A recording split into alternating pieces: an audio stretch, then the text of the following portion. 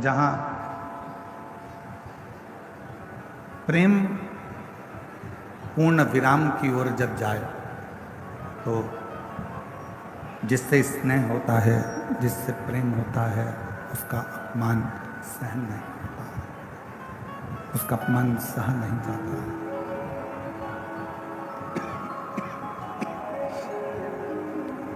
उस अपमान को हम सह नहीं सकते। कितना सुंदर एक प्रसंग है कि जबरदस्ती किसी को मंदिर नहीं ले जाया जा सकता। जबरदस्ती किसी को मंदिर नहीं ले जाया जा सकता। जबरदस्ती किसी को कथा के पंडाल में नहीं ले जाया जा सकता। बोलो सही है कि गलत है? आप किसी को बहुत प्रेशर दोगे कि नहीं तुमको मंदिर जाना ही पड़ेगा, मंदिर जाना ही पड़ेगा, मंदिर जाना ही पड़ेगा, ऐसा नहीं है कि वो मंदिर जाए।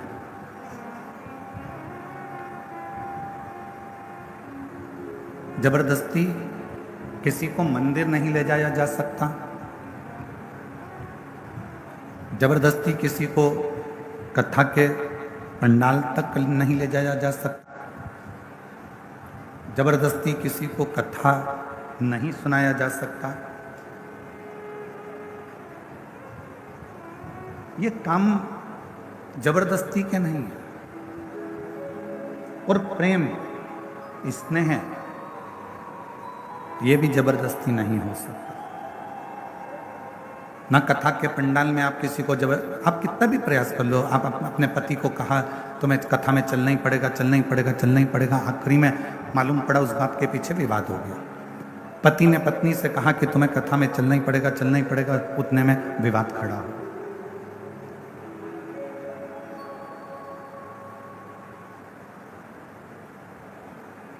पत्नी ने पति से कहा कि तुम्हें मंदिर जाना ही पड़ेगा, मंदिर चलना ही पड़ेगा, मंदिर चलना ही पड़ेगा, मालूम पड़े विवाद खड़ा हो। तो जबरदस्ती ना कथा के पंडाल में पहुंच सकते हो, जबरदस्ती ना आप मंदिर पहुंच सकते हो, जबरदस्ती ना आप कथा सुन सकते हो। ये तो अपने भीतर की मस्ती होती है। ये तो अपने भीतर का एक आनंद होता है, अपने भीतर की एक अलमस्ती होती है। और उसी भीतर की मस्ती में, उसी ही भीतर की अलमस्ती में हम भगवान शिव का गुणगान कर बैठते हैं। उस भीतर की परमात्मा की अलमस्ती में हम भगवान की कथा में जा बैठते हैं। उसी भीतर की अलमस्ती में हम भगवान का स्मरण कर बैठते हैं। और जब हम भगवान का भजन शिव की मस्ती में, शंकर की मस्ती में, भजन की मस्ती में, भगवान की करुणा की मस्ती में, जब हम शिव के भजन की मस्ती में डूबने लगते हैं, तब हमारा शंकर एक काम करता है कि हमको वो हस्ती बना देता है जो दुनिया में कोई एक दो ही हो पाते हैं। ये शिव की मस्ती का आनंद है।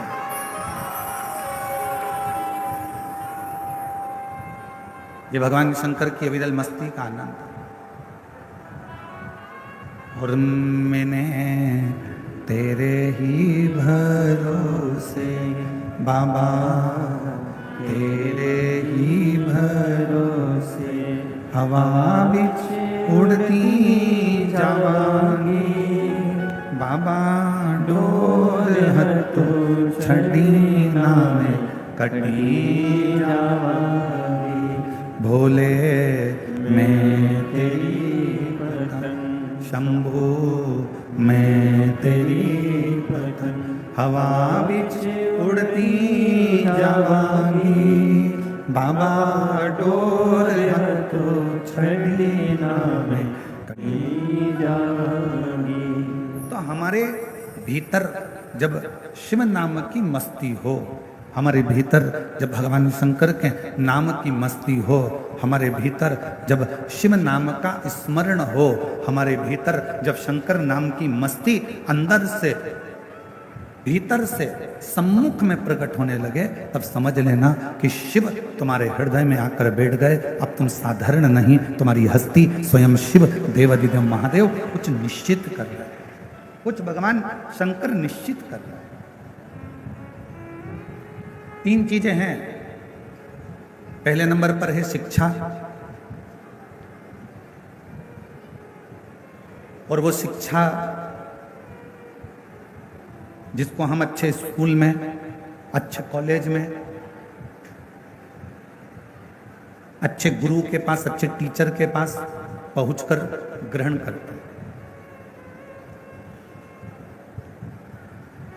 और वो शिक्षा हमको जीने का तरीका सिखाती है। वो शिक्षा आपको एक अच्छी कुर्सी तक भी पहुंचा सकती है। वो शिक्षा आपको एक अच्छे पद तक पहुंचा सकती है। फिर दूसरे नंबर पर है धन, पैसा। पैसा आपको गाड़ी भी दिला सकता है, बंगला भी दिला सकता है, जमीन भी दिला सकता है, आपको प्रतिष्ठित भी बना सकता है, वैभवपति भी बना सकता है।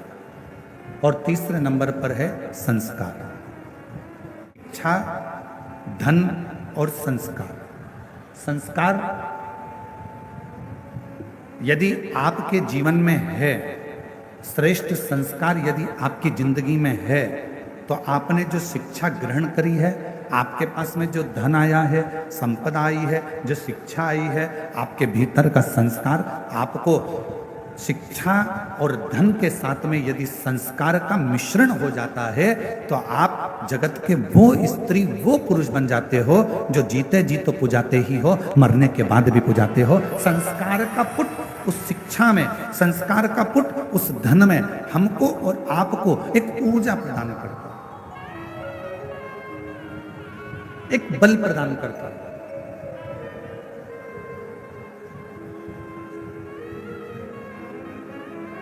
कल कथा में कहा था, और हम फिर निवेदन करेंगे आपसे, आपकी जिंदगी में एक बात हमेशा उतार कर रखना। किसी को आप 1 रुपये दान नहीं कर सकते, बिल्कुल मत करो। किसी को आप अठन्नी नहीं दे सकते, बिल्कुल मत दो। इस व्यासपीठ से हम करें, और एक बार नहीं, हम पहले भी कह चुके, आप किसी को अठन्नी मत दीजिए, 1 रुपया मत दीजिए। आप एक काम करो, अपने घर को, बच्चों को अच्छी शिक्षा दीजिए, और घर के बच्चों को शिक्षा अच्छी दे रहे हो तो फिर उसके साथ एक काम करो, अपने परिवार में कोई पढ़ने का, कोई विद्या अध्ययन करना चाहता है और उसके पास में पढ़ने के लिए पैसा नहीं है, तो उसकी पढ़ाई की, उसकी शिक्षा का पैसा आप दीजिए। और अगर घर में भी अगर बच्चे अच्छे पढ़ रहे हैं और पैसा है, तो पड़ोस में देखो कि कोई शिक्षा अध्ययन करने वाला हो और उसके पास धन नहीं है, तो उसकी शिक्षा का खर्चा आप उठाइए। और वो भी है तो फिर अपनी कॉलोनी, अपनी सोसाइटी में, अपने एरिया में देखिए कि कोई बच्चा पढ़ने में कमजोर है और उसको पढ़ना है, उसके पास धन नहीं है, तो उसके शिक्षा का पैसा आपको देना चाहिए। एक शिक्षा और एक चिकित्सा।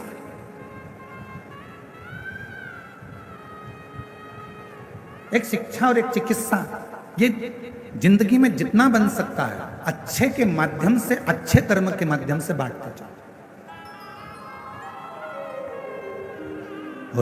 मत बुरे कर्म कर बंदे, वरना पछताएगा।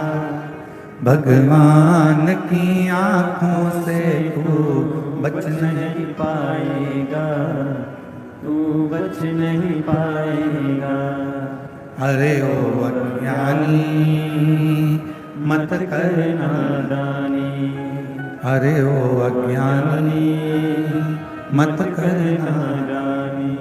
तेरे कर्म का फल भी तू ही पाएगा, जैसा किया तूने तेरे आगे आएगा।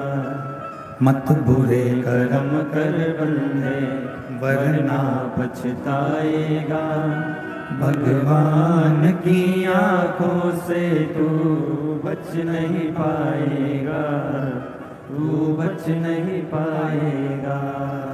अरे ओ अज्ञानी मत कर नादानी, अरे ओ अज्ञानी मत कर नादानी।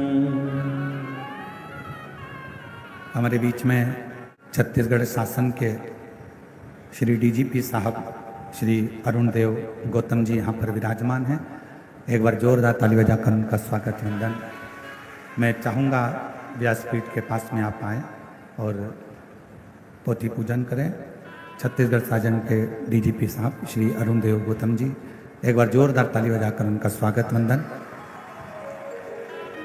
एक उच्च पद पर होने के बाद भी आपके संस्कार, उच्च पद पर होने के बाद भी एक माता पिता के जो संस्कार हैं वो बच्चों में झलकते हैं। और माननीय डीजीपी साहब के इस पंडाल में आना और शिव कथा में पहुंचना, ये माता पिता के संस्कारों की ही पूरी बता है। एक बार जोरदार ताली बजाकर उनको स्वागत वंदन अभिनंदन।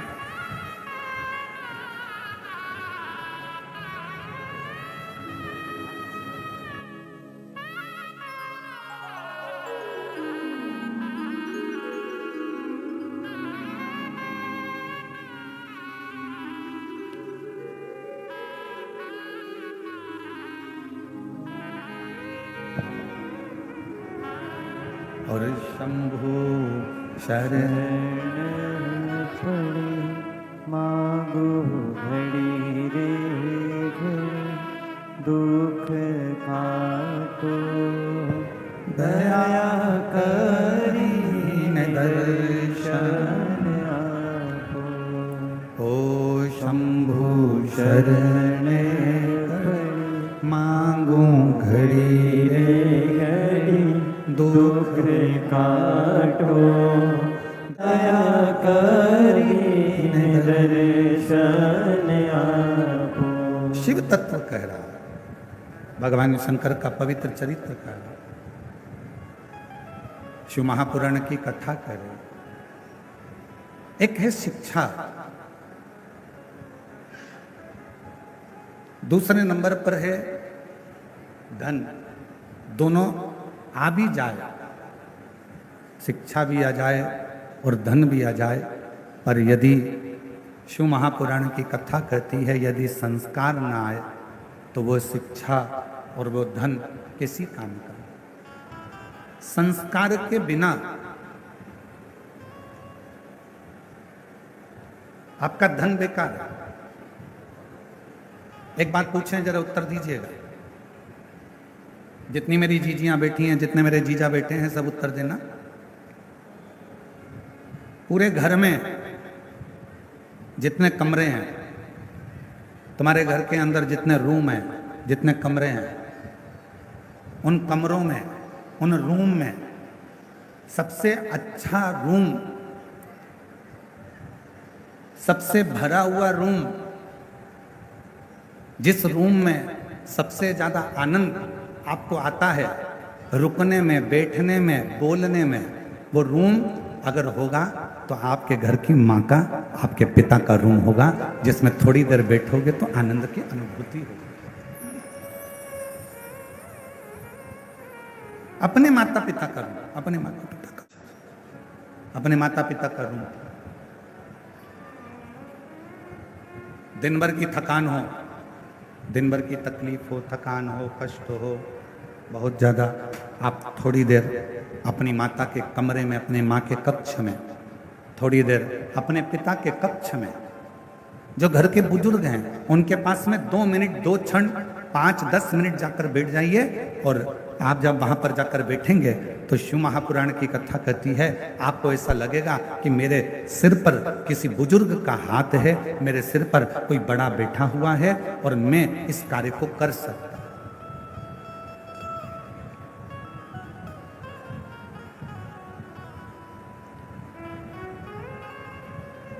एक श्रेष्ठता का अनुभव, एक अच्छे का अनुभव आपको हो।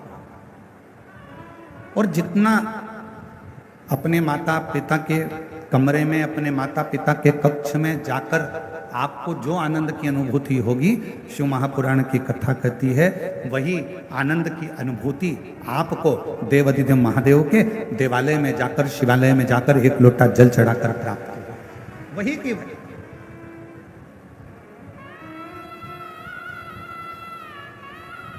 और शिव महापुराण की कथा कहती है, भगवान शंकर का चरित्र कहता है कि एक शिव जी ने माता सती से प्रेम किया, माता सती ने शंकर भगवान से प्रेम किया। दोनों के प्रेम में एक सबसे बड़ा अंतर यह है कि मां सती जब भगवान देव अधिदेव महादेव से स्नेह करी और सती माता का स्वयंवर दक्ष प्रजापति ने रखा और शिव जी को निमंत्रण ना देकर भगवान शंकर का एक मूर्ति पाषाण की दरवाजे पर खड़ी कर दी। और जो दरवाजे पर पाषाण की मूर्ति खड़ी करी, मां सती ने जैसे ही उस पाषाण की मूर्ति पर भगवान शंकर की मूरत पर जैसे ही माला पिनाई, माला पिनाते से ही भगवान शंकर उस पाषाण की मूर्ति से प्रकट हो जाते हैं, उस पाषाण की मूर्ति से सामने आ जाते हैं।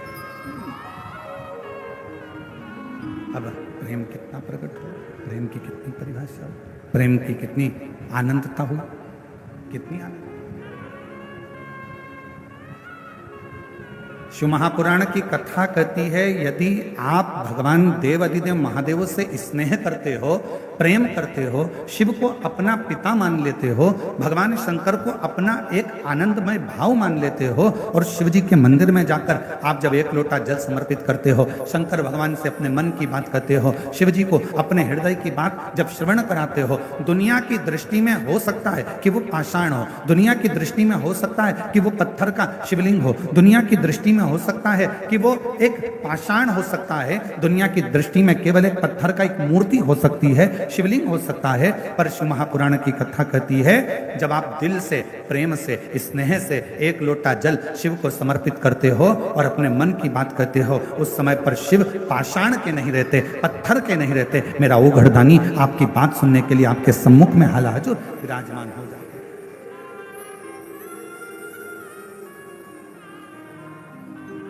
और मैंने तेरे ही प्रेशर खोलो, मैंने तेरे ही भरोसे हवा भी उड़ती जावांगी, बाबा डोर तो छठी नाम कटी जावांगी, भोले मैं तेरी शंभू मैं तेरी हवा बिच उड़ती जावांगी, बाबा डोर तो छठी नाम कटी जावांगी। शिव सती के प्रेम की कथा करी, भगवान शंकर के स्नेह की कथा करी।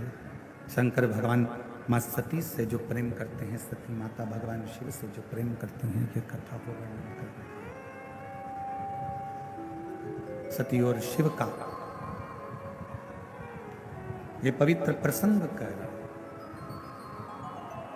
पवित्र प्रसंग, और एक बड़ी सुंदर चरित्र।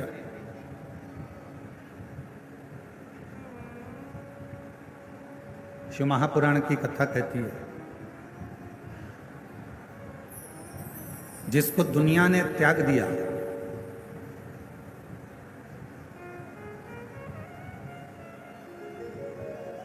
आपके घर में भोजन बनाने के लिए गांव में लकड़ी जलती है, गोबरी कंडा जलता है, और उसकी राख तैयार हो जाती है। उस राख को क्या करते हो? अलमारी में संभाल के रखते हो क्या? जम के तो नहीं, क्या करते हो? उसको फेंक देते हो, या बर्तन मांजने में उसको थोड़ा सा रख।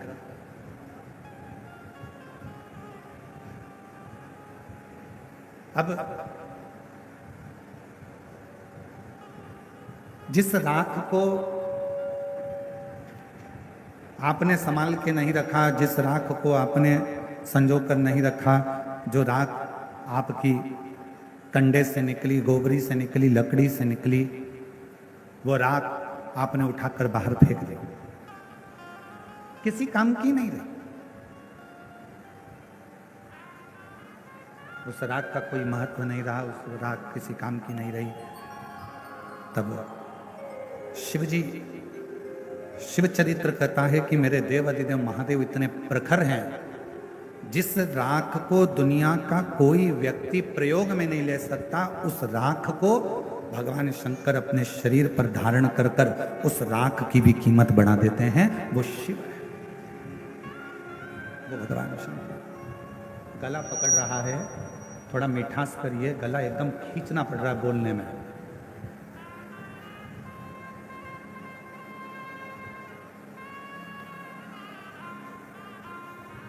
राख, जिस राख का कोई महत्व ही नहीं, जिस राख की कोई मूलता ही नहीं, वो राख भगवान शिव अपने शरीर पर धारण करते हैं। और चपटी भभूत में है खजाना कुबेर का। वो राख मेरे भगवान शंकर, वो राग मेरे शिव अपने शरीर पर धारण कर रहे हैं। और एक और प्रसंग ध्यान देना है। राग तो शिव जी ने अपने शरीर पर धारण कर लिया। जो सर्प मंथन के समय पर निकला, जो सर्प मंथन के समय पर प्रयोग में लिया गया, प्रयोग में उस सर्प को लिया गया, उसका शरीर पूरा की पूरा घिस गया था, बीच बीच में वो शरीर पूरा रक्त से सराबोर हो गया था। वो सर्प अमृत देवताओं ने ले लिया और विष शिव जी के पास आ गया। और वो सर्प जो शरीर से बिल्कुल बेकार सा हो गया था, जिसका शरीर पूरा घायल हो गया था, जिसका शरीर किसी काम का नहीं बचा था, वो सर्प आखिरी में भगवान शंकर को दया आई और शिव जी को लगा कि देवताओं ने तो अमृत प्राप्त कर लिया, मुझे विष मिल गया, पर ये सर्प को कुछ भी नहीं मिला जिसने वो मंथन किया।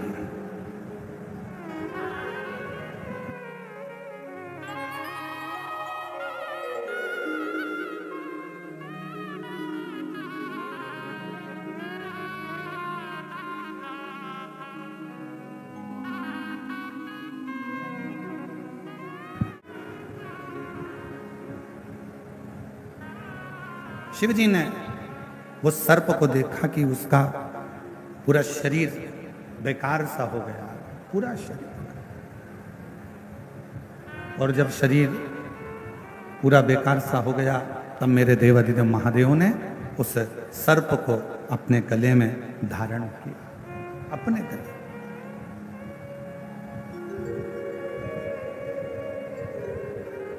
दुनिया जिसको त्याग दे, दुनिया जिसको छोड़ दे,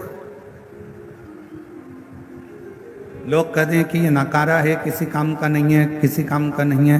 दुनिया जिसको नकार दे, दुनिया जिसको छोड़ दे, समझ लेना अगर वो किसी काम का नहीं है, जैसे धतूरा, जैसे कनेर का फूल, जैसे सर्प, जैसे राख,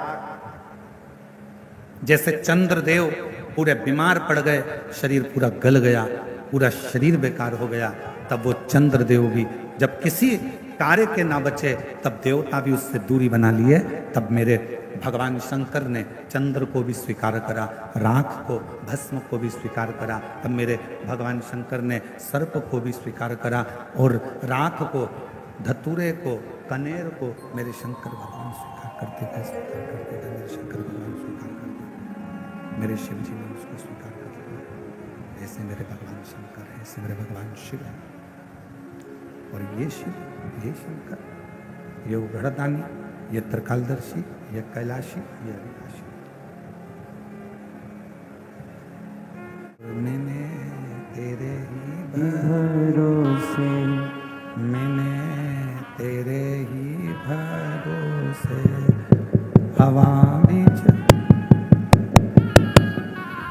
उड़ती जावांगी, बाबा डोर हत्तो छठी नामे कटी जावांगी, भोले मैं तेरी पतंग। जो किसी काम का नहीं हो, जो किसी कार्य का नहीं हो, जो किसी कार्य का नहीं हो, किसी काम का नहीं हो, वो मेरे शिव के काम का, मेरे शंकर।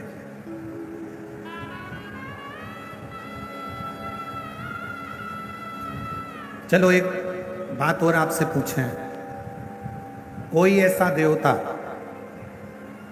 जो एक लोटे जल से राजी हो जाता हो।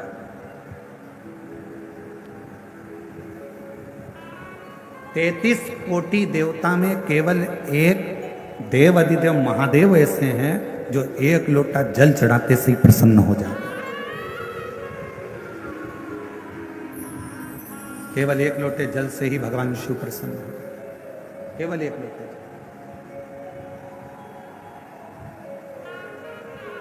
बोलबम का नारा है, जरा जम के बोलो, बोलबम का नारा है सारी समस्या का हल, सारी समस्या का हल श्री शिवाय, श्री शिवाय, श्री शिवाय। 33 कोटि देवता में केवल एक देव अधिदेव महादेव ऐसे हैं जो एक लोटा जल चढ़ाते से ही प्रसन्न हो जाते। कुछ नहीं चाहिए तुमसे। तुम्हारा धन तुम्हारे पास रखो, तुम्हारी संपदा तुम्हारे पास रखो, तुम्हारा सत्ता तुम्हारे पास रखो, तुम्हारा वैभव तुम्हारे पास में रखो, तुम्हारी पूंजी तुम्हारे पास में रखो, सब तुम्हारे पास में रखिए। शिव जी को नहीं चाहिए, भगवान शंकर जी को नहीं चाहिए।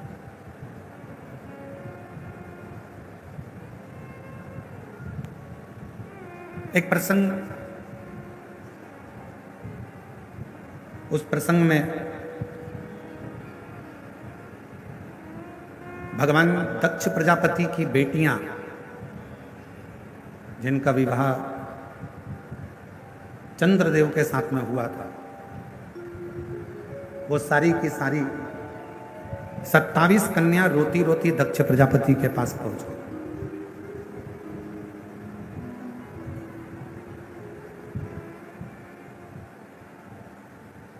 और 27 कन्या जब दक्ष प्रजापति के पास में पहुंची, आंखों में से उनके आंसू निकल रहा था, रो रही थी, नैनों से जल बह रहा था, आंसू बह रहा था। दक्ष प्रजापति ने अपनी बेटियों से पूछा कि तुम्हें हुआ क्या? तुम्हारी आंखों में जल भरा हुआ है, तुम रो रही हो, तुम्हें हुआ क्या है? क्यों रो रही हो? किस लिए? दक्ष प्रजापति की बेटियों ने अपने पिता के गले लगा और गले लगकर दक्ष प्रजापति की बेटियां रोती हुई बोली, पिताजी, हमारे स्वामी जिनके साथ में आपने हमारा विवाह करा है, जिनके साथ हमें परणाया है, हमारी शादी करी है, हमारा विवाह करा है, वो चंद्रदेव केवल एक रोहिणी से प्रेम करते हैं, बाकी का हमसे कोई प्रेम नहीं। केवल एक रोहिणी से, हमसे उनका कोई प्रेम नहीं। शिव महापुराण की कथा कहती है, माता, पिता, परमात्मा और गुरु, इनकी जो दृष्टि होती है वो सम होना चाहिए।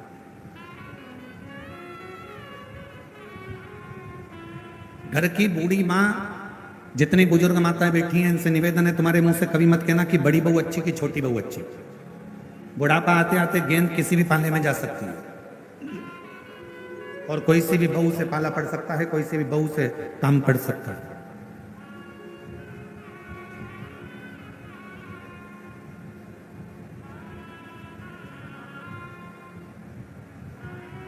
मेरे लिए बड़ी भी ठीक है, मेरे लिए छोटी भी ठीक है, मेरे लिए मंजली भी ठीक है। कब पड़ जाए काम, कोई भरोसा। कभी मत कहो कि मेरे लिए बड़ी अच्छी है कि छोटी अच्छी है। भले तुम्हें बड़ी बहू चला रही हो, भोजन करा रही हो, तुम्हारा पूरा काम कर रही हो, फिर भी मत बोलो कि मेरे लिए बड़ी अच्छी है कि छोटी अच्छी। मेरे लिए सब अच्छी हैं, समय आएगा तब देखा जाएगा, समय आएगा तब देखा जाएगा, समय आएगा तब देखा जाएगा, तब देखिए।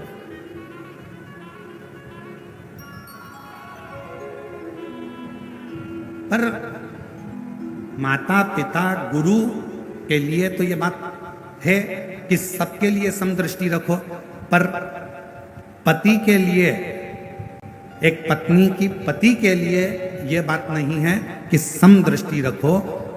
पत्नी का जो पति है उसके लिए एक ही बात कही कि अपनी अर्धांगिनी, जिससे तुमने 7 भांवर ली है, जिसके साथ तुम्हारा हथलेवा हुआ है, जिसके साथ तुम विवाह करे हो, उसके प्रति समदृष्टि नहीं, उसके प्रति तुम्हारी पूर्ण दृष्टि होना चाहिए, उसमें तुम्हारा स्नेह होना चाहिए, पूर्ण दृष्टि।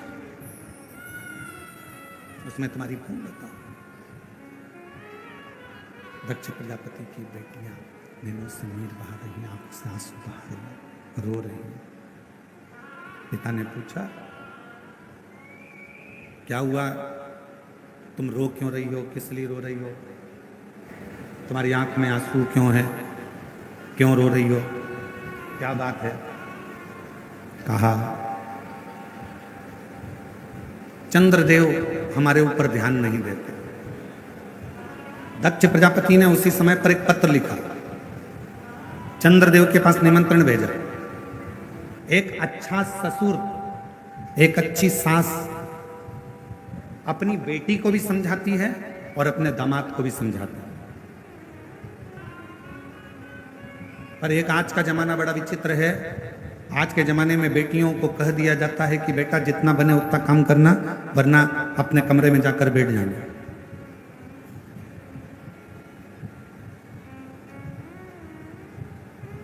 पर एक अच्छी मां, ये बक्से नहीं चल रहा है, एक अच्छी मां, ये चल रहे हैं, एक अच्छी मां और एक अच्छा पिता जब अपनी बेटी के या दामाद के पास में जब कोई बात होती है, या कोई प्रसंग होता है, या कोई विवाद हो जाता है, या कोई लड़ाई हो जाती है, तो सास ससुर अपनी बेटी और दामाद दोनों को समझाते हैं, दोनों को समझाते।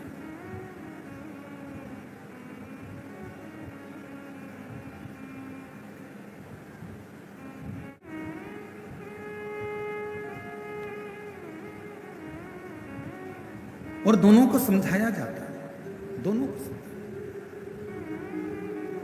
जब कहा, भोजन कर रहे थे चंद्रदेव, और भोजन करते करते चंद्रदेव से दक्ष प्रजापति ने कहा कि हमारी 27 कन्याओं का विवाह तुम्हारे साथ में हुआ है, केवल एक रोहिणी के प्रति तुम्हारा प्रेम है, केवल एक रोहिणी के प्रति तुम्हारा स्नेह है, उसके सिवाय तुम्हारा स्नेह, तुम्हारा प्रेम किसी अन्य रानी पर नहीं है। पर यह ठीक नहीं है। आज हम आपको समझाकर भेज रहे हैं, प्रयास करिए अपनी सारी रानियों को अपनी अर्धांगिनी मानकर प्रत्येक रानी के प्रति तुम्हारी दृष्टि पूर्ण रखिए, पूर्ण दृष्टि।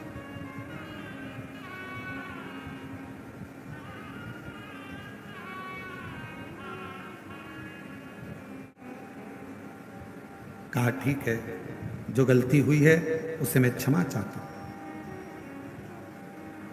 और शिव महापुराण की कथा कहती है, भगवान शंकर का चरित्र कहता है, शिव तत्व कहता है,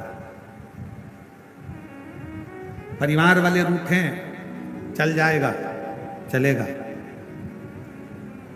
नातेदार रूठे चलेगा, रिश्तेदार रूठे चलेगा,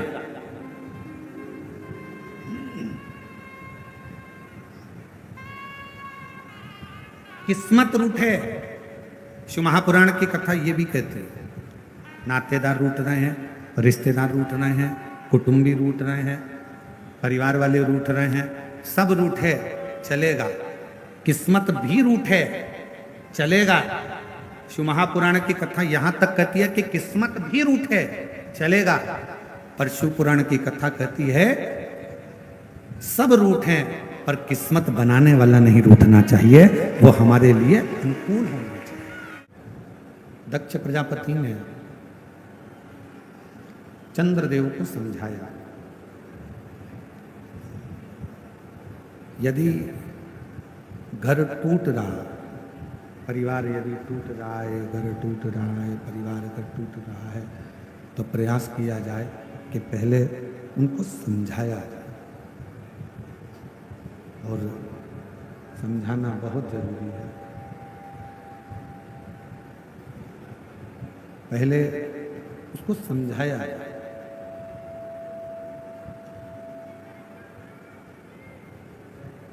एलईडी चालू करवा दीजिए, एलईडी वाले एलईडी चालू करें।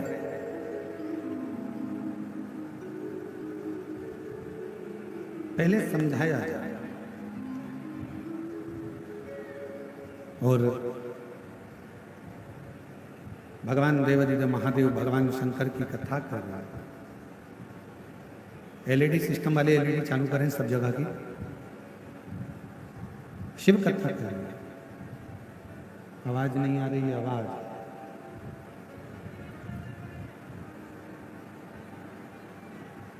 शिव कथा कर रहे हैं। भगवान शंकर का चरित्र कर रहे हैं। दक्ष प्रजापति ने समझाया। चंद्रदेव पहले तो राजी हो गए, फिर चंद्रदेव वापिस। रोहिणी के प्रति प्रेम बड़ा था, परंतु बाकी की जो रानियां हैं उनके प्रति उनका प्रेम नहीं। और शिव महापुराण की कथा कहती है कि जहां प्रेम है वो आपको खींच कर लेकर आए। स्नेह। आपके घर के पास में जो शिवालय है, आपके घर के पास में जो शंकर जी का मंदिर है, आप वहां पर अगर रोज 1 लोटा जल चढ़ाने के लिए जाते हो, तो जो शिवालय पर आप प्रतिदिन भगवान शंकर को 1 लोटा जल चढ़ाने के लिए जा रहे हो, उस शिवालय से, शिव जी के मंदिर से, भगवान शंकर के शिवलिंग से आपकी प्रीति, आपका प्रेम इतना बढ़ जाएगा कि वो शिवालय आपको खींच कर अपनी ओर लेकर आएगा। शिवालय। और मैं छत्तीसगढ़ शासन के माननीय मुख्यमंत्री जी श्री विष्णुदेव जी सहाय जी की धर्मपत्नी श्रीमती कौशल्या देवी जी सहाय जी बैठी हैं। हम इनके शिव भक्ति को और इनके भगवान शंकर की आराधना को मैं नमन करता हूं।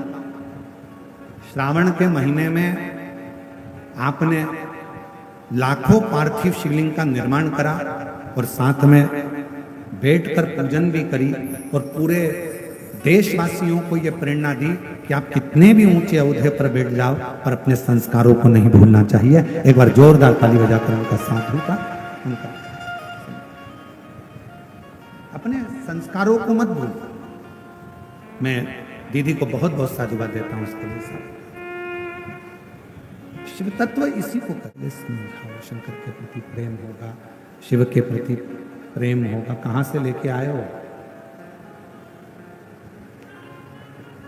शिव के प्रति प्रेम होगा, स्नेह होगा, शिव आपको खींच कर लेके आए। चंद्रदेव को समझाया गया। चंद्रदेव को समझाया, चंद्रदेव राजी हो गए, फिर पुनः वैसे हो गए। अब की बार चंद्रदेव को बुलाया गया और दक्ष प्रजापति ने क्रोध में आकर श्राप दे दिया। चंद्रदेव, हे चंद्रदेव, मेरी बेटियां तुमसे विवाही हैं, पर तुमने मेरी एक बेटी पर प्रेम रखा और बाकी की बेटियों को स्नेह नहीं दिया। मैं तुम्हें श्राप देता हूं कि तुम्हारा काया का रोग होगा और तुम्हारा शरीर, तुम्हारा पूरा शरीर गल गल कर नीचे गिरेगा। चंद्र को काया का रोग लगा। और जब चंद्र को काया का रोग लगा, चंद्रदेव की आंख में आंसू भर गए और रोने लगे। शिव महापुराण की कथा कहती है, जिंदगी में एक बात अपने अंदर उतार कर रखना, यदि शरीर में कोई रोग लग गया है, शरीर में कोई कष्ट आ गया है, शरीर में कोई बीमारी आ गई है, तो रो मत। पहले जाओ डॉक्टर के पास, अपने प्राथमिक चिकित्सा केंद्र में, फिर बड़े हॉस्पिटल में, फिर उससे बड़े हॉस्पिटल में अच्छे अच्छे डॉक्टर के पास जाइए, उनका इलाज करवाइए, वो जो दवाइयां दें, जांचें कराएं, वो सारी जांचें भी करें। और डॉक्टर को शिव का एक रूप मानकर, डॉक्टर को भगवान शंकर का एक रूप मानकर उनकी बात को मानते हुए जो डॉक्टर दवाई दे, जो डॉक्टर जांचे बोले, वैसा वैसा करवाइए। और जो दवाइयां डॉक्टर दे उसको शिव को, शंकर को अपना मानकर कि मैं कुंदकेश्वर महादेव का,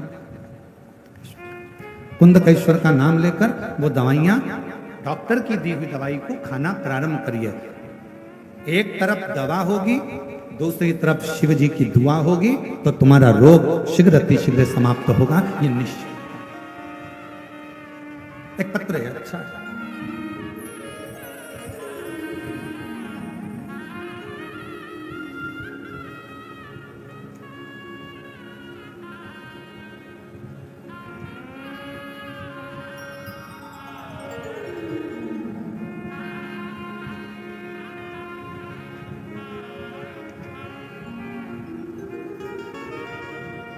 मेरा नाम सोवर्षा शिवाजी सावरकर है। मैं अकोला महाराष्ट्र से आई हूँ। कहीं बैठी हूँ अकोला महाराष्ट्र से, तो हाथ हिला सकती हैं। आप ही हैं? ऐसा हाथ हिला। वापिस एक बार हाथ हिलाइए, वापिस हाथ हिला दो माँ। एक बार हाथ हिलाइए वापिस वहीं से। मेरा नाम अजय वर्षा शिवाजी सावरकर है। मैं अकोला महाराष्ट्र से आई हूँ। गुरुजी, आपकी कथा 5 साल से सुन रही हूँ। एलईडी पर पत्र को पढ़ सकते हो, दिख रहा है एलईडी पर पत्र को पढ़ सकते हो। आस्था चैनल पर पत्र पढ़ सकते हो।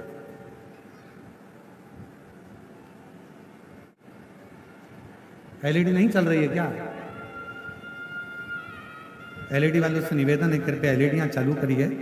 इधर साइड की सारी एलईडियां देखिए और चालू करो उनको। मेरा नाम सोवर्षा शिवाजी सावरकर है। मैं अकोला महाराष्ट्र से आई हूँ। आपकी कथा 5 सालों से सुन रही हूँ। आपकी कथा सुनकर ही मैंने शिवजी के मंदिर जाना चालू करा और वहां जाके मंदिर की सेवा करते हैं। गुरुजी, मुझे 2 बच्चे हैं। मेरी एक ही इच्छा थी कि मेरे दोनों बच्चों को सरकारी नौकरी लग जाए। मैं पूरी श्रद्धा से शिवजी के मंदिर जाती, पूजा करती और सेवा करती। पर आजकल सरकारी नौकरी लगना बहुत कठिन है और मैं शिवजी से दोनों बच्चों की सरकारी नौकरी लग जाए यही मांगती। मेरे बच्चे भी बहुत पढ़ाई करते, पर मेरा बड़ा बेटा, उसका 1 या 2 मार्क से सिलेक्शन नहीं हो पाता। फिर मैंने पशुपतिनाथ का व्रत किया। वो व्रत पूरा होते ही बाबा ने ऐसी कृपा करी कि मेरा बेटे का सिलेक्शन महाराष्ट्र पुलिस पुणे शहर में हो गया। मैं बाबा को यहाँ धन्यवाद देने के लिए हूँ। गुरुदेव, बाबा इतनी देता है, छप्पर फाड़ कर देता है। यदि नहीं देता तो मेरी छोटी बेटी सिर्फ 21 साल की है। मैं बाबा से उसके लिए भी मांगा करती कि इसका भी सरकारी नौकरी लग जाए। और आज बाबा की कृपा से 21 साल की है, उसका भी सिलेक्शन स्टेनोग्राफर के पद पर हो गया है। मैं दोनों बच्चों का फोटो लगा रही हूँ और बाबा को प्रणाम करने के लिए यहाँ आई हूँ। दोनों का फोटो लगाया गया।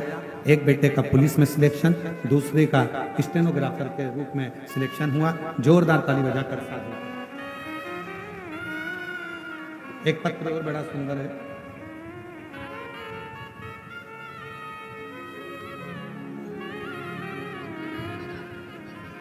बधाई, बधाई। एक बार जोरदार ताली बजाएं दोनों बच्चों की।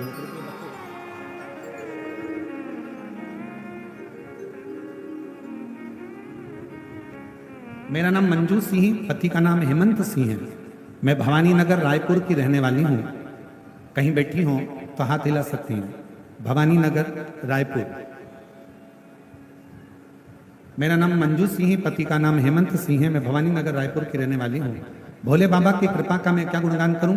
मेरा बड़ा बेटा 2016 से सीए की तैयारी कर रहा था। 2022 तक भी उसने सभी एग्जाम दिए, पर पढ़ता भी था, पर अधिक पढ़ाई का दबाव के कारण वो हिम्मत हार चुका था। बाबा, हम रायपुर की कथा में बैठे थे। घर से मेरे बेटे ने फोन किया और कहा अब मुझसे नहीं होगा, मैं पेपर देने नहीं जाऊंगा, मैं पढ़ नहीं पा रहा हूं। हमने उससे समझाया कि बाबा के भरोसे रख। बेटे ने रोज मंदिर जाना शुरू किया। शिवरात्रि का उपवास रखा, घर में शिवलिंग बनाकर अभिषेक किया। बाबा, हम सीहोर भी आए थे, वहां कंकर शंकर की पूजन कर बेटे ने अपनी मेहनत चौगुनी की। परीक्षा वाले दिन गन्ने के रस वाला प्रयोग और बेलपत्र पर शहद मिलाकर बाबा को चढ़ाया।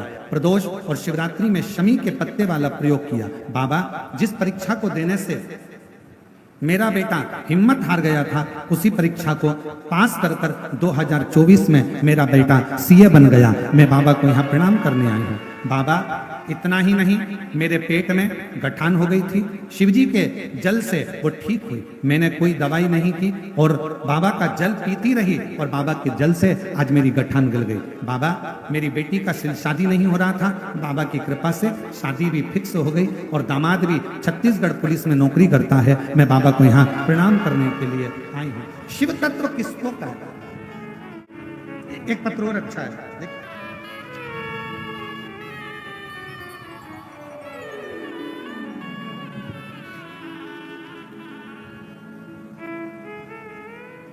तेरी कृपा का क्या ही भरोसा, कब किस पर हो जाए, जरा सी हम पर कर दो, जरा सी हम पर। मेरा नाम सीमा सोनी है। मैं जिला जांजगीर चांपा शिवरी नारायण से आई हूँ। गुरुजी, मेरा बेटा बचपन से ना बोलता था ना चल पाता था।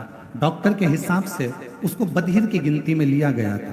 कहीं बैठी हो तो हाथ हिला सकती हैं, कहीं बैठी हो तो हाथ हिला सकती हैं, और अगर बच्चा आया हो तो उसको साथ लेकर आ सकते हैं, अगर बच्चा आया हो। मेरा बेटा ना बोल सकता था ना चल सकता था, पलंग पर पड़ा रहता था। केवल उसकी उम्र पर उम्र निकलती गई। बचपन में ही डॉक्टर ने कह दिया था कि ना ये कभी बोल पाएगा ना कभी चल पाएगा। उसकी उम्र निकलते निकलते कई साल हो गए। बाबा, फिर पहली बार 2022 में आपकी कथा सुनी। कथा सुनकर 2022 में फिर मैं सीहोर गई, वहां से रुद्राक्ष लेकर आई, उसको गलाकर शिवजी को चढ़ाकर अपने बेटे को देना प्रारंभ करा। और आज बाबा ने ऐसी कृपा करी गुरुदेव, मेरा बेटा कभी पलंग से नहीं उठता था। बाबा की कृपा से, रुद्राक्ष के जल से, सीहोर कुबरेश्वर बाबा के कंकर शंकर से आज मेरा बेटा चलता भी है और बोलता भी है। मैं बाबा को प्रणाम करने के लिए आई हूँ, मैं बाबा को नमन करने के लिए आई।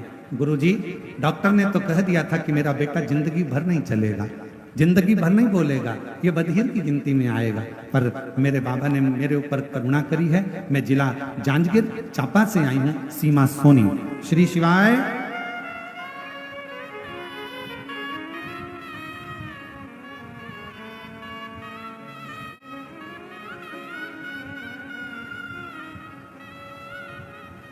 और महादेव नमन चरणों में स्वीकार कीजिए, सबका किया है मेरा भी उद्धार कीजिए, उद्धार कीजिए। महादेव नमन चरणों में स्वीकार कीजिए, सबका किया है मेरा भी उद्धार कीजिए, उद्धार कीजिए। है त्रिपुंडधारी, सब बोलो, है त्रिशूलधारी, है त्रिपुंडधारी, हे त्रिशूलधारी। शरणों में तेरे बाबा जी, पावन है चारों धाम। शरणों में तेरे बाबा जी, पावन है चारों धाम। तेरी देव करते वंदना, पूजे है सीताराम। ये बेटा ना चल सकता था ना बोल सकता था, पलंग पर ही पड़ा रहता था। जन्म लिया जब से 2022 तक पलंग पर रहा और शिवजी की कृपा से आज चल भी रहा है। और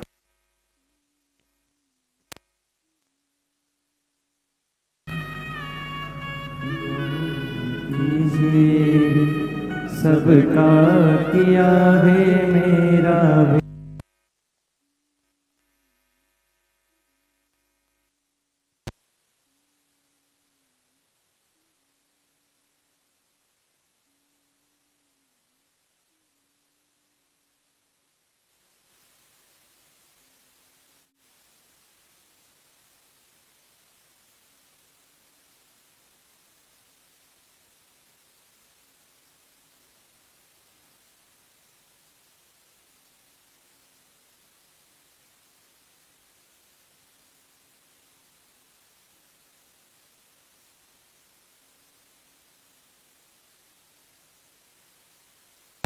हो जाए कामना तेरे दरबार से।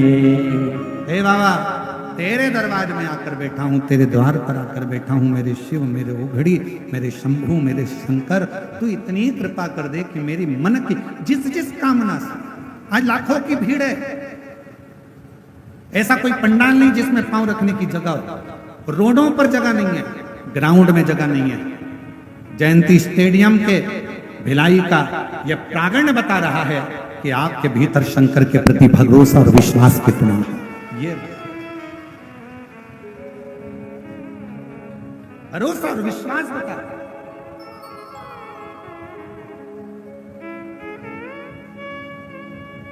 और शायद इसी को, ये नजारे को देखकर ही लोगों को आज के जमाने में नेत्र लोगों के स्तुप्त रह जाते हैं, स्तुप्त।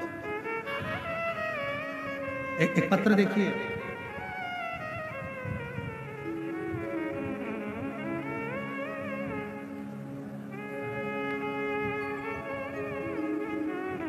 गुरुदेव पत्र को पढ़िएगा। सादर चरण स्पर्श। मैं बाबा की कृपा का क्या बखान करूं। मैं पूरे परिवार के साथ आपको धन्यवाद देने के लिए आई हूं। मेरा नाम मिथिलेश्वरी साहू है। मैं जसपुर छत्तीसगढ़ से हूं। कहीं बैठी हो तो हाथ हिला सकती हैं, आ सकते हैं। मेरा मोबाइल नंबर ये है। गुरुजी, हमारा गांव जसपुर के पास में, जहां हम लोग पूर्व से ही हमारे वनवासी क्षेत्र के लोग बूढ़ा देव की पूजन करते आए। गुरुदेव, पूजन करना हमारे गांव के लोगों ने धीरे धीरे बंद कर दिया। बंद कर कर पूरे गांव के लोग रविवार की रविवार दूसरे धर्म के मंदिर में जाने लगे। आपकी कथा टीवी पर देख रहे थे, तभी हमारे गांव की एक रीना सिस्टर आई और उन्होंने टीवी बंद करने का बोला।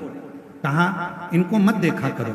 हमने उस समय तो टीवी बंद कर दी, फिर बाद में आपको देखना प्रारंभ किया। और हमारे गांव में कोई भी शिव मंदिर नहीं था। हमने सबको आपकी कथा सुनाकर नदी में से एक पत्थर लाकर शंकर जी के रूप में रखा। अब पूरा गांव शंकर जी को एक लोटा जल चढ़ाता है। अब हमारा गांव का कोई भी व्यक्ति किसी दूसरे धर्म के मंदिर में नहीं जाता। गुरुजी, हमारे गांव के बुजुर्ग जो बूढ़ा देव को छोड़ दिए थे, अब उन्होंने भी बूढ़ा देव की पूजन करना प्रारंभ कर दिया। गुरुदेव वापस महादेव का पूजन करने लगे। हम सबको धन्यवाद देने के लिए आए हैं कि हमारा पूरा गांव आज अपने सनातन धर्म में वापिस लौट आया। अब तो गुरुजी, जो रीना सिस्टर है ना, वो भी छुपकर शंकर जी को एक लोटा जल चढ़ाती हैं। और उनका भी लड़का बहुत बीमार था, वो भी ठीक हो गया। उनका लड़का भी ठीक हो गया। मैं मिथिलेश्वरी साहू, जिला जसपुर की रहने वाली हूँ। कहीं बैठी हूँ तो आ सकती हैं बेलकत में। बस यही तो लोगों को बुरा लगता है।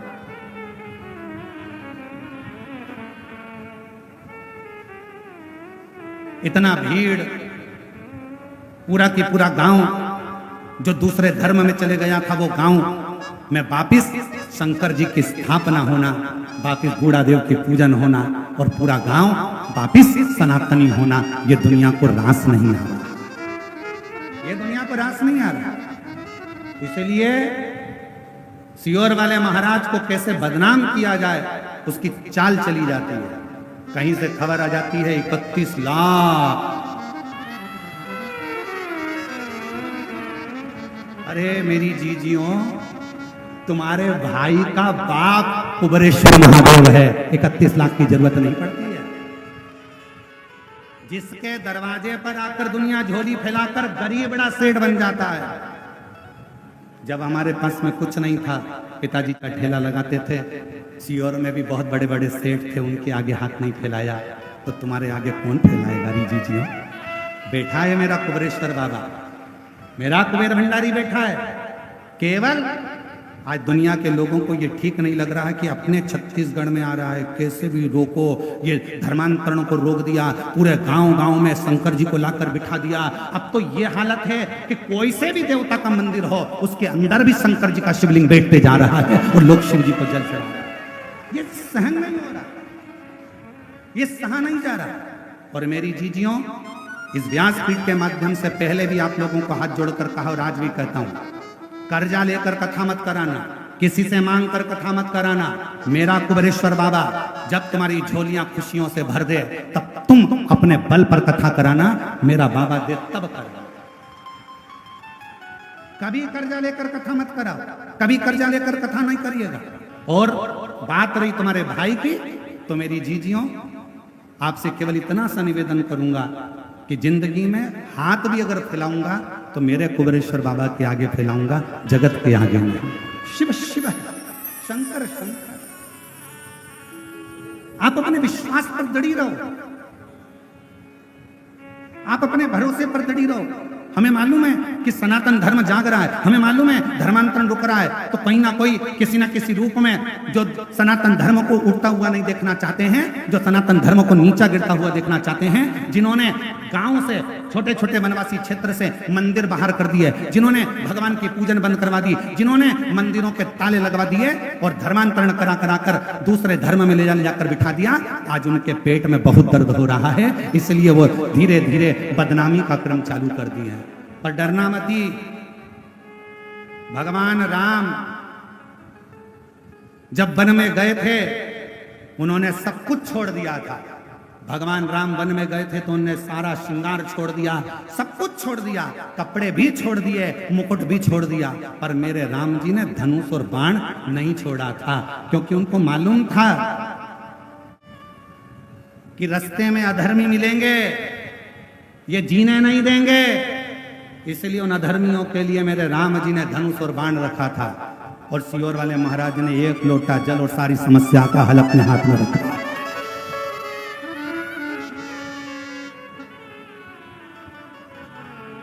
और अब तो एक नया नियम चालू कर दिया जी, अब एक नया नियम चालू कर दिया। जिनके गांव में शंकर जी का शिवलिंग नहीं है और कोई बहन चाहे कि हमारे गांव में शंकर का शिवलिंग रखना है, पेड़ के नीचे रखना है, मंदिर नहीं है, तो कुबेरेश्वर धाम से पूरे भारतवासियों को छूट है। आप कुबेरेश्वर धाम आना और आपका मंदिर बताना कि आपको कितना बड़ा शिवलिंग चाहिए। कुबेरेश्वर धाम से निशुल्क, बिना शुल्क के नंदी और शिवलिंग भी आपको दिया जाएगा स्थापना करने। पूरे भारतवासियों को नहीं, मैं विदेश में रहने वाले भी सनातनियों से कहूंगा, तुम्हारे पास में भी अगर शिवलिंग नहीं है तो मेरे देश में आना, भारत की भूमि पर। और यह भारत कोई साधारण नहीं है महाराज।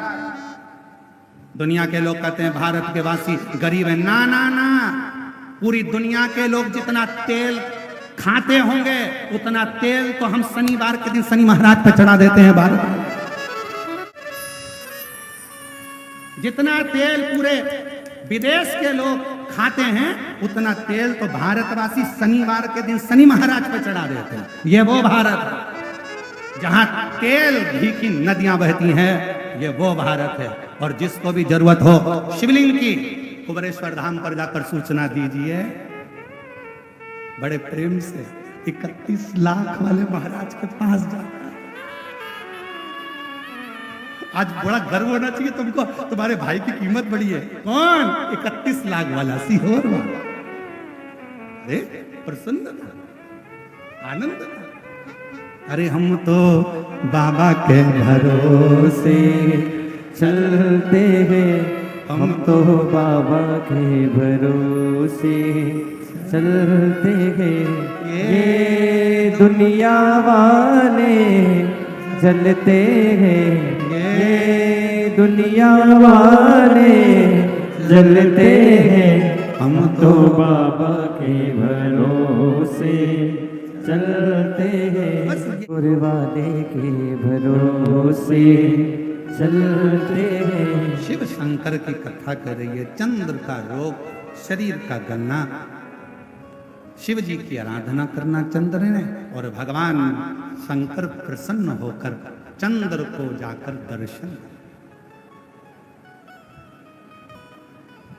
जहां चंद्र को दर्शन दिया वहीं पर शिव जी का नाम सोमनाथ होगा।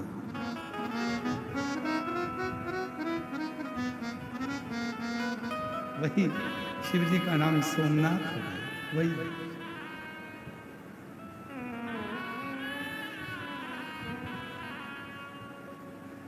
ए पेड़ पे तो बैठे हो पर टपक मत जाना रे। अब तुम्हारे चक्कर में हमें टेंशन हो गया कि तेरा क्या होगा रे कालिया। शंभू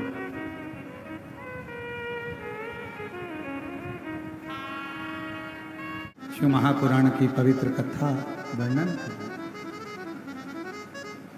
चंद्रदेव को भगवान शिव जी ने दर्शन दिया। और जब चंद्रदेव को दर्शन दिया तो चंद्रदेव से कहा कि यदि आपको कुछ मांगना हो मांगो।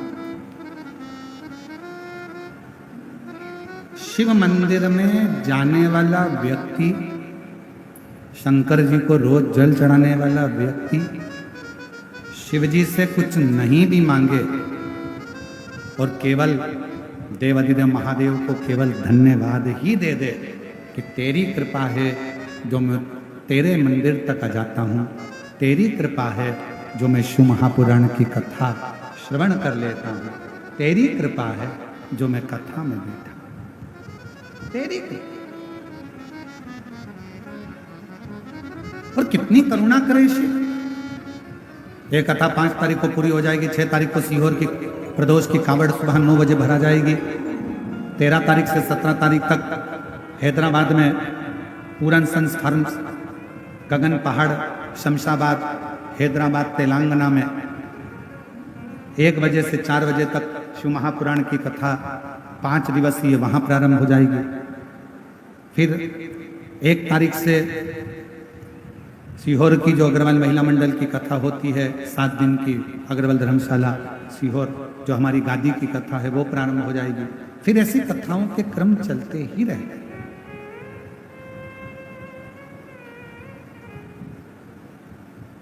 कितनी करुणा है, उसकी करुणा का क्या बखान करें। चंद्रदेव को काया का रोग हो गया, का रोग ठीक भी हो गया। शिव जी ने कहा मांग लो तुम्हें कुछ चाहिए, बस अपना साथ मत छोड़ो। जो चंद्रदेव ने मांगा वो तुम्हें मांगना चाहिए कि देना हो तो दीजिए जन्म जन्म का सार मेरे सिर पर रख दो भोले अपने ये दोनों हाथ और देना हो तो दीजिए जन्म जन्म का सार। भगवान शिव की अविरल भक्ति प्राप्त। दीदी दया सिंह जी का फोन गया सीहोर धाम पे, तो कहे गुरुजी पानी का बहुत बता रहे हैं, वेदर बता रहे हैं, पानी है और बहुत ऐसा ऐसा है और कथा बाबा की कृपा से अच्छी हो। तो समीर और आशीष ने पूछा कि ये बताओ कि भूमि पूजन किसने किया, तो कहे कि वो कौशल्या दीदी ने भूमि पूजन करा। मैंने कहा बस तो फिर शंकर जी की भक्त ने अगर भूमि का पूजन करा है तो कथा फिर पूर्ण रूप से बाबा की कृपा से सफलता धारण। शिव भक्त मैं साधुता दूंगा आपको, बहुत बहुत कितना सुंदर कहा है, शिव नाम लेने वाला शंकर का भजन करें। और आप भी जितने शिव महापुराण की कथा के पंडाल में बैठे हैं, कथा के बाहर बैठे हैं, पेड़ों पे चढ़ के बैठे हैं या गाड़ियों में बैठे हैं, जितने शंकर के भक्त इस कथा की जयंती स्टेडियम में बैठे हैं और जितने टीवी पर ऑनलाइन मोबाइल पर कथा को श्रवण कर रहे हैं, मैं आप सबको कहता हूं आप शंकर भगवान के वो पुत्र हो, आप शंकर भगवान की वो बेटी हो कि अगर किसी का काम भी बिगड़ रहा है और आपके चेहरे का दर्शन कर ले तो उसका काम सफल हो सकता है। जितने जयंती स्टेडियम में बैठे हैं, जितने पर सुन रहे हैं, जितने मोबाइल पर सुन रहे हैं, जो शंकर के बेटा बेटी हैं, पुत्र पुत्री हैं, जो शिव की भक्ति में लगे रहते हैं, उनके मात्र मुख का दर्शन करने से भी कार्य की सफलता। और उसका प्रमाण यहां है, देखो एक पत्र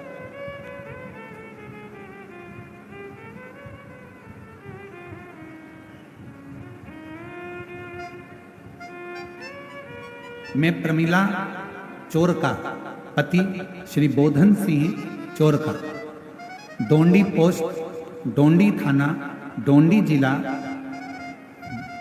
बालोद, छत्तीसगढ़, जिला छत्तीसगढ़।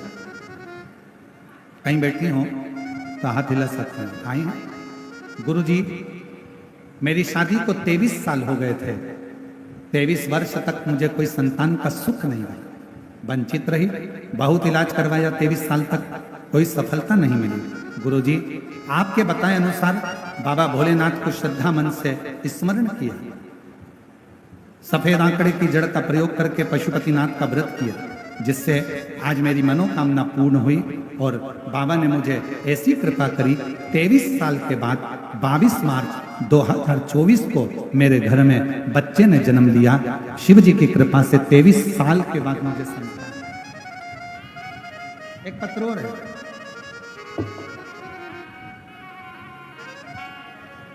मेरा नाम शरद कुमार झरिया,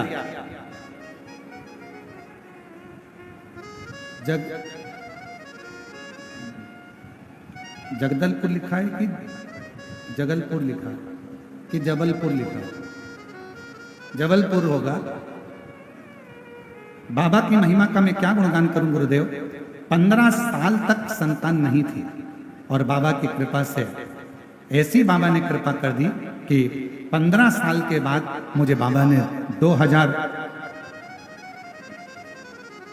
15 साल के बाद बाबा ने संतान का सुख दिया है। मैं बाबा को यहाँ प्रणाम करने के लिए आई हूँ। शिव शिव है, शंकर शंकर है, ओ घड़ी ओ घड़ी। और लुटा दिया भंडार काशी वाले ने, कर दिया माला चंद्रदेव से कहा मांगो तुम्हें क्या चाहिए। चंद्रदेव कुछ नहीं मांगते, बस साथ मत छोड़ना और देना हो तो दीजिए जन्म जन्म। इससे ज्यादा कुछ भी नहीं चाहिए बाबा, कुछ। शिव जी ने वचन दे दिया, चंद्र मैं अपने साथ से तुझे दूर नहीं करूंगा। चंद्र को भगवान शंकर ने अपने मस्तक पर धारण कर लिया।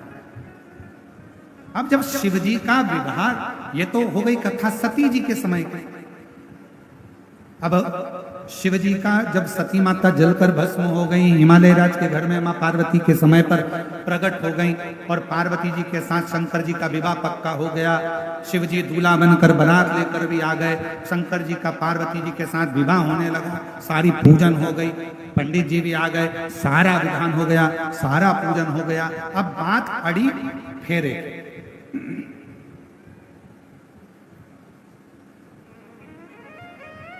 ब्राह्मण देवता बोले खड़े हो जाओ शिव जी, माता पार्वती जी खड़े हो जाइए, भावर का समय आया है। और शिव गोरा जी के संग पढ़ने लागी घरे हरे, पढ़ने लागी भारिया। अब खड़े होइए, भावर का समय हो गया। शिव जी खड़े हो गए, पार्वती जी खड़ी नहीं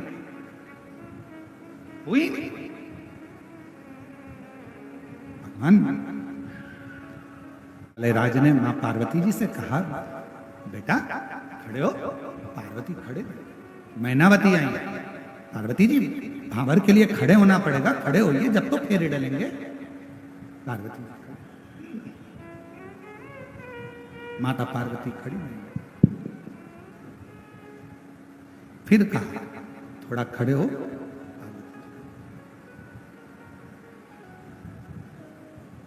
पूरा दिन निकल गया, पार्वती जी फेरे के लिए खड़ी नहीं।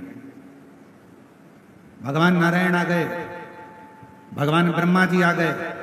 मां जगत जननी जगदम्बा पार्वती जी से जाकर विनय करा कि फेरे हो रहे हैं, खड़े होइए, भावर लेना है आपको। पार्वती जी खड़ी नहीं। नहीं नहीं, कोई की बात नहीं मानी। तब आखिरी में मां मैनावती के पिताजी, पार्वती जी के नाना जी पितरदेव मंडप में आए। इसलिए आज भी सनातन धर्म में मंडप शादी का जब लगता है तो उसमें पितरों की पूजन होती है। पितरदेव आए, उन्होंने अपनी नातिन से पूछा बेटी शिव जी के साथ तुम्हारी भावर होने वाली है, फेरे डलने वाले हैं, तुम ये फेरे क्यों नहीं लगाती। पार्वती जी ने अपने नाना जी से कहा ये बताओ नाना जी, 2 पुरुष 1 स्त्री फेरे कैसे ले। शंकर जी के मस्तक पर चंद्रमा है, अगर मैं फेरे लूंगी तो 2 पुरुष के साथ हो जाएंगे। शिव जी से कहो ना कि चंद्र को त्याग दें और फिर मुझसे विवाह करें।